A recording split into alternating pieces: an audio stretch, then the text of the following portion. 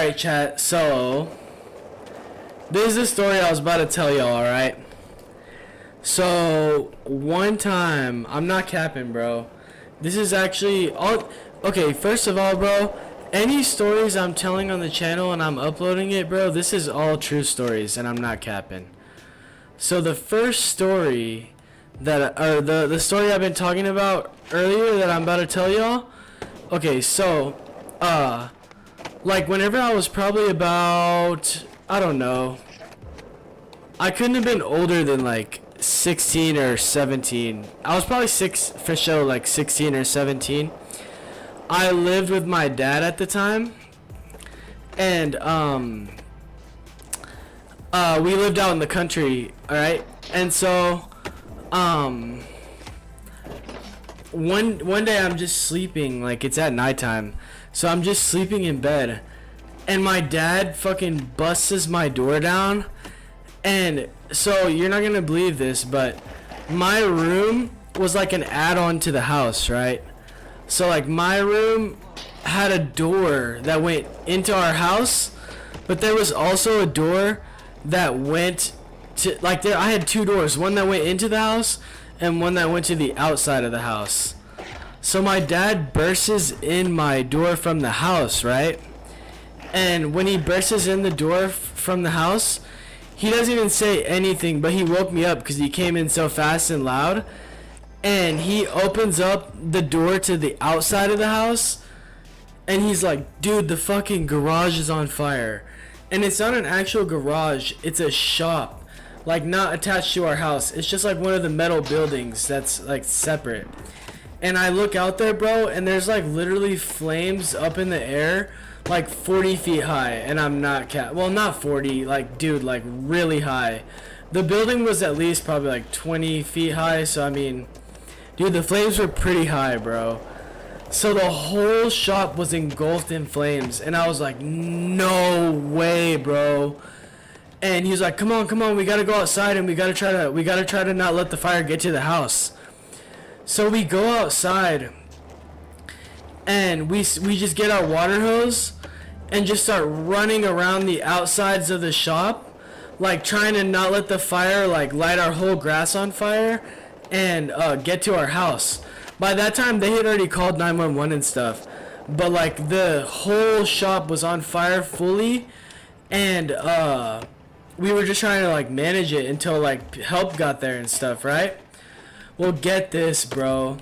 This was like right after a holiday with fireworks. I don't remember if it was New Year's or 4th of July, but there was like so many fireworks in the building. And the fireworks were going off like crazy. Like, all you hear, pew, pew, pew, pew. All fireworks. Like, it was unbelievable, bro. And also there was like welding torches in there, bro. There was all kinds of flammable shit in there. So it's just making the fire even worse, and you're just hearing fireworks going off. Bro, it was so scary. But get this was also the worst part about it. My dad was a dog breeder at that time, right? He bred bull mastiffs. And at that time, bro, we had a litter of puppies that were in the shop with their mom.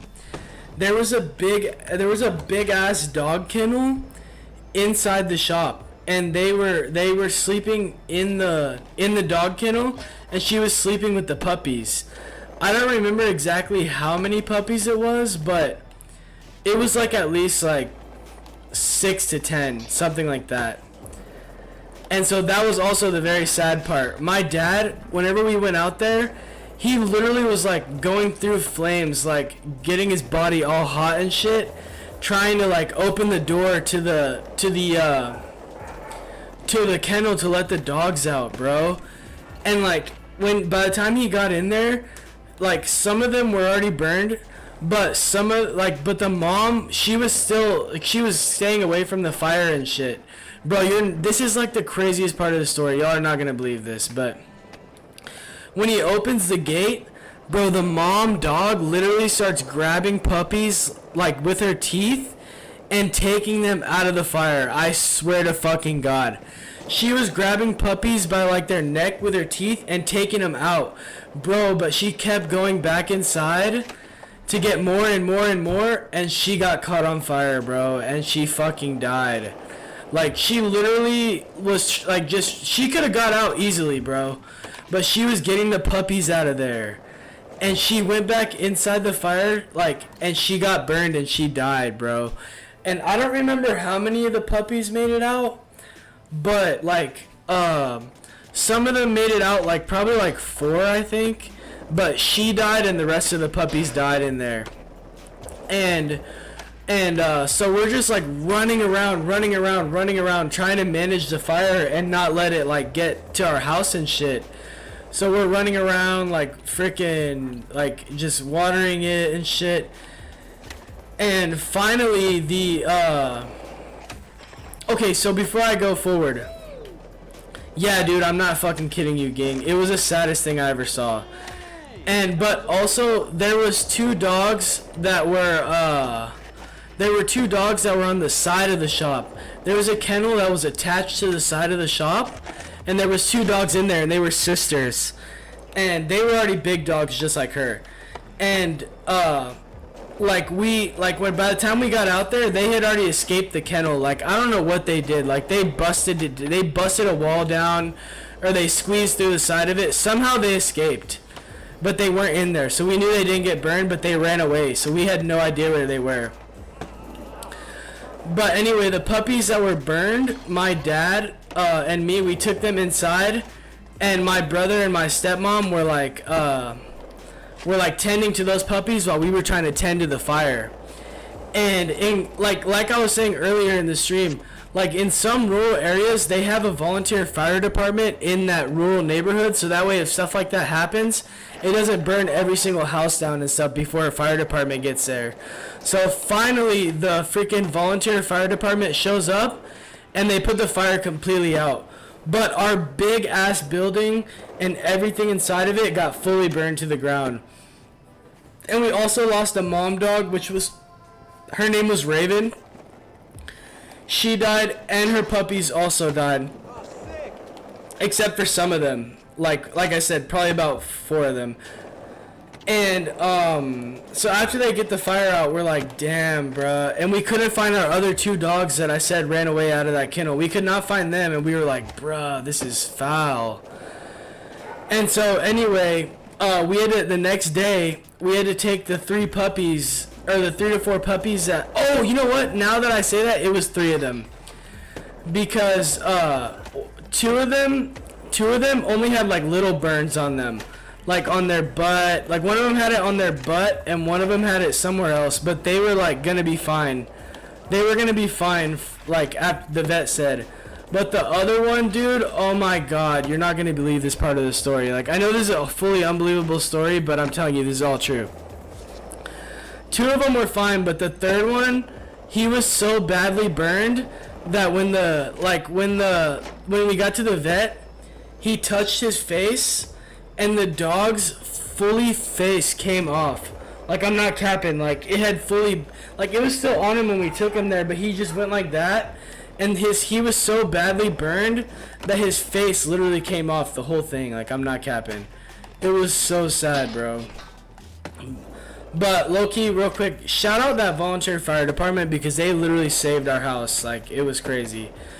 And so yeah, that 2 of the dogs made it, 2 of the puppies, but that 3rd one, they had to put him down because he was too badly burned. And so we then find out the reason why the fire had started is because my dad had a heat lamp in their kennel by them because it was winter.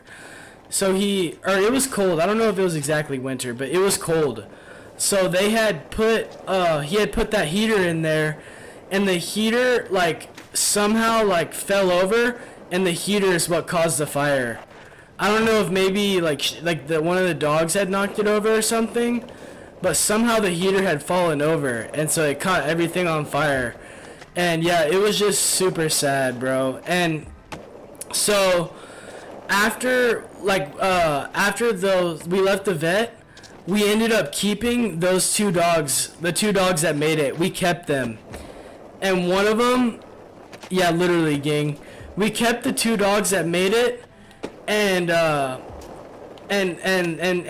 they were like our new dogs, because he had a lot of bull mastiffs, so he kept those two, and he named one of them Blaze, since she survived the fire, and then we named the other one Nitro. And Nitro and Blaze, they were brother and sister, and we kept them since their mom died.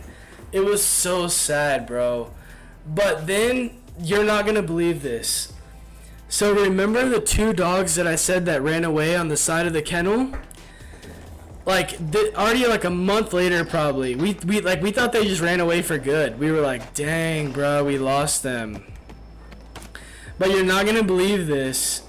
But like a month later, like we were outside just like chilling, doing something, and me and my brother just heard barking in the distance, like so quiet because it was so far away.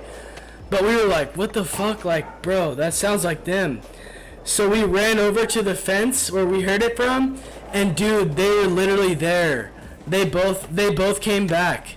Like somehow, I guess they ran away since they were scared, but then they found where our house was at again.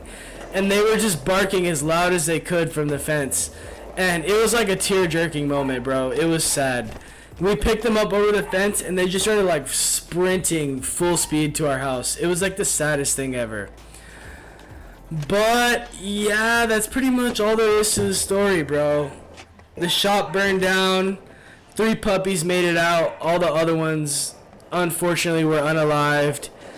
And the 2 dogs that ran away eventually came back.